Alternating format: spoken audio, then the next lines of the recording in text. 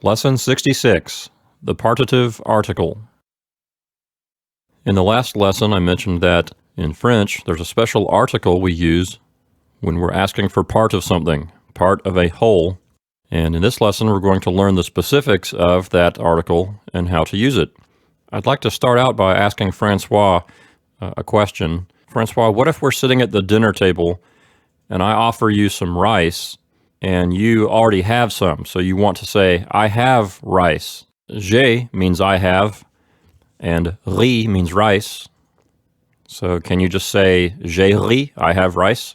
No, you have to say some. I have some part of rice. So j'ai du riz. So in French, you can't just say, j'ai riz, I have rice. You have to say, j'ai du riz. And so the word du here is our partitive article. It's not an indefinite article, and it's not a definite article.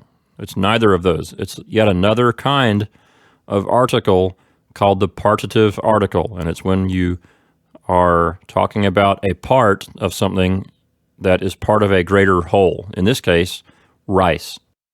So if you want to say, I have rice, then the way that's conceived of in the mind is that out of all the rice there is out there, I have some of it. J'ai du riz. I have some rice. Francois, where does the word du come from? What is it? How do you arrive at that in the French language? In fact, this word is a contraction of two words. Le riz, I want to say, I have already some rice. So I should say, j'ai de le riz. But de le is not nice. So we say du. It's a contraction. So on the next page, you say j'ai de l'argent, j'ai de la dinde. That is the initial form. And sometimes we contract this form with du. So de is the masculine partitive article, and de la is the feminine partitive article. Yes, maybe it depends. You see, j'ai de l'argent. In fact, argent is masculine. Yeah, but it begins with a vowel. Yes, so it is. And dinde is feminine. So if I offer you some turkey at dinner and you already have some and you want to say to me, I have turkey, how would you say that, considering that turkey is feminine? J'ai de la dinde.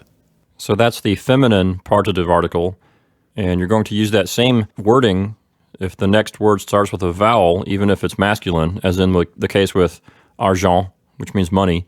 By the way, in Latin, we also have a partitive. We call it a partitive genitive.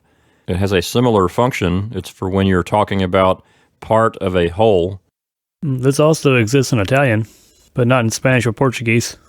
So the whole point here of talking about rice, turkey, and money, it's not just that we think they make great sentences or because we like those items.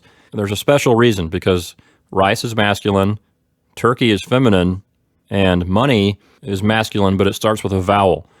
So by choosing these three words, these are three commonly used words that you would use the partitive article with. And so you get all three kinds, all three variations of the ways you would need to use the partitive article. So we've carefully selected those three words so you can learn the forms and the habits of a masculine, a feminine, and a masculine that starts with a vowel. The whole point of it is for educational purposes. Francois, before we leave this lesson, can you just pronounce each of the examples for us? J'ai du riz, j'ai de la dinde, j'ai de l'argent.